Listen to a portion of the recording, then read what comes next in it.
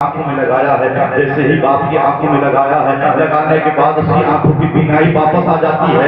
बाप कहता है, मियां तड़प करके कहता है, बेटा बता तो सही ये दवा कहाँ से लाई है? बेटी कहती है, मुझे नहीं बताऊंगी।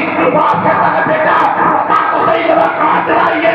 उसको इनाम देना चाहते हैं। उसने कहा था, जिसे तुम सुबह शाम गाली दिया करते थे, जिसे तुम जिसके लिए अपनी खिड़की दीवारों को और तरीकों को बंद कर दिया करते थे, उसे मोहम्मद अरबी के कदमों की धूल है।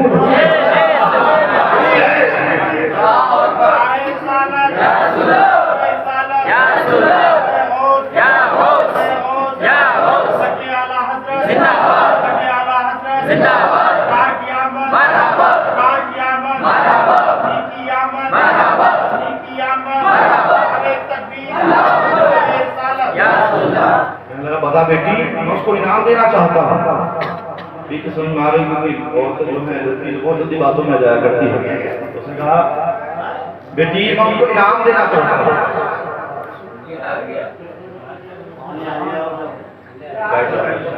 हाँ बेटी, मैं उसको इनाम देना चाहता हूँ। थोड़ी सी गुफ्तगू रह गई। सलमान फारसी पर मुकम्मल कर दिया जाकर सलमान फारसी वाला बात कह गया है, मैंने बताया। वो कहती है, बाप कहता, बेटी मैं उसको इनाम देना चाहता हूँ, बता तो सही वो कौन है? मोहम्मद रसूलुल्लाह। उसने कहा, अच्छा उनके कदमों के नीचे की धूल लाई है? हाँ, उनके कदमों के जो है पैरों के नीचे धूल लाई। कहा नहीं, मुझे ऐसी आंखें नहीं चाहिए। अच्छा नहीं चाहिए, क्यों? नहीं, हमने नबूवत का ऐलान कर दिया।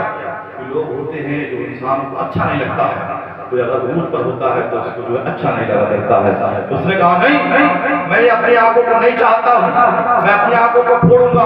तमाम कबीले के लोग इकट्ठा हो जाते हैं, बूढ़े बुढ़ियाँ इकट्ठा हो जाती हैं, तमाम बच्चे नौजवान इकट्ठा हो जाते हैं। तो बूढ़ी कह रही थी, लगा लिया तो क्या हुआ? तो मोहम्मद अरबी देखने थोड़ी आ गया। बुढ़िया कह रही, लगा लिया आंख में तो क्या हुआ? हमारे काम तो चल गया। पुरानी कहावत क्या कहते हैं, अंधे को दो आंखें चाहिए, अंधे को दो आंखें चाहिए। बूढ़ी कह रही, तुम्हें क्या करना? अंधे को दो आंखें चाहिए, तुम्हारा काम हो गया, तुम्हें क्या करना? हमसे मोहम्मद अरबी देख रहे हैं।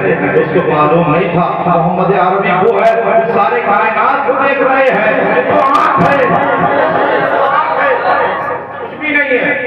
नहीं, दो सैयों को गर्म किया जाए, सलाखों को लाया जाए, मैं अपनी आंखों को फोड़ूंगा, मुझे आंखें नहीं चाहिए। तमाम कबीले के लोग समझा रहे हैं, नौजवान समझा रहे हैं, इसकी बेटी समझा रही है, लेकिन उसके दिमाग में नहीं फंस रही है। उसने कहा नहीं, जल्दी सलाखों को लाया जाए, तमाम सरियों को लाया जाए। उसने हुक्म दे दिया है, उसके गुलाम जो लंबी लंबी सरियों को लाते हैं, सलाखों को लाते हैं, जो अंगारे की तरफ तहक रही थी, जो है आग में जो है सुर्ख हो रही थी, उसने जो है अपनी आंखों पर लगाना ही चाहिए। और लगाने के बाद जैसे ही लगाना चाहिए, बेटी ने कहा, जो पापा जान मान जाइए, मान जाइए। नहीं, मुझे नहीं चाहिए। नहीं चाहिए, ठीक है। उसने जो सरियों को उठाया, उठाने के बाद अपनी आंखों से लगाया, और जैसे ही आंखों को लगाता है तो उसकी जो है आंखों से टच होने के बाद सरिये ठंडी हो जाया करती है। और जैसे ही सरिये ठंडी होती है, कहती है, ये बेटी अब तू देर लगा मोहम्मद रसूलुल्लाह के कदमों में लेकर के चली जा, क्योंकि मोहम्मद रसूलुल्लाह के कलमे की भाषा ये आलम है, उसकी जो है जाते बार आलम है।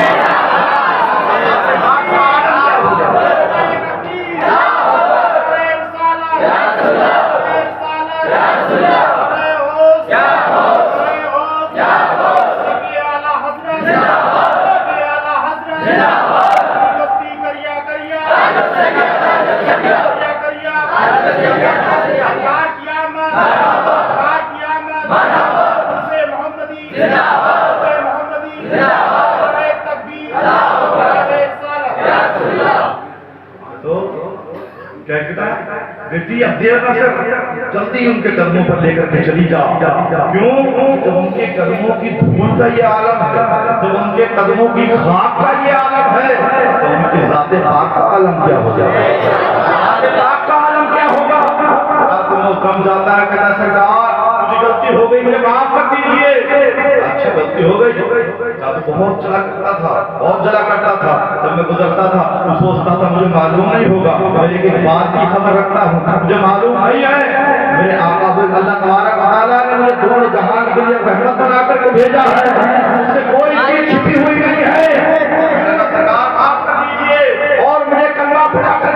गुलामी में ले लीजिए, गुलामी में ले लीजिए। मेरे नबी की शान है।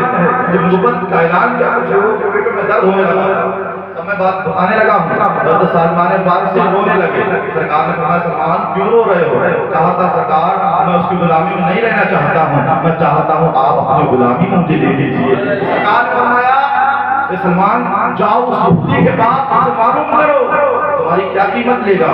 वो जाते हैं सलमान फारसी यहूदी से कहते हैं क्या कीमत दोगे?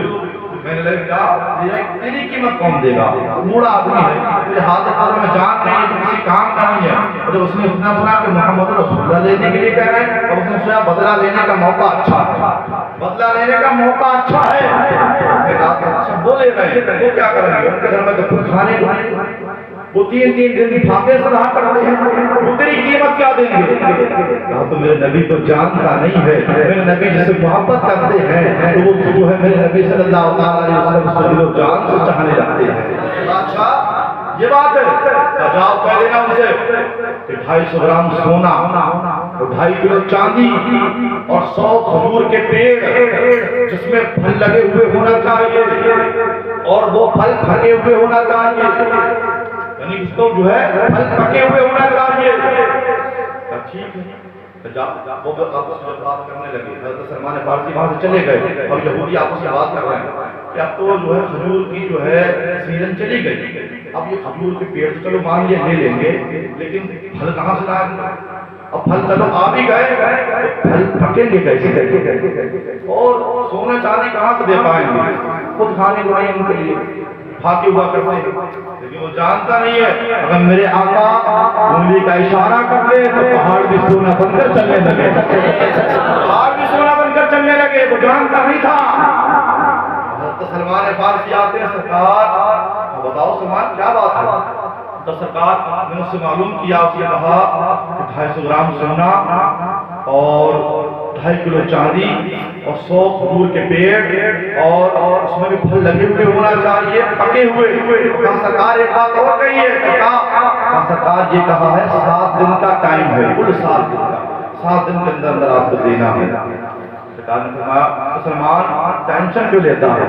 हमारे पास तो उसने कितना काम बताया है? 3 सोना चांदी खजूर के पेड़ 3 काम हमारे पास टाइम कितना है? 7 दिन का। सलमान टेंशन क्यों लेता है? नबी है तो मेरे नबी ये फरमा दे, मैदान महशर में मेरे नबी ये फरमा दे कि मेरे गुलाम मेरे उम्मती उन्हें मेरा कलमा पड़ा है, ये फिक्र करने की जरूरत नहीं है, ये टेंशन करने की जरूरत नहीं है। अगर आका ये फरमा दे तो समझ लो हमारा काम बन गया, हमारा काम बन गया है।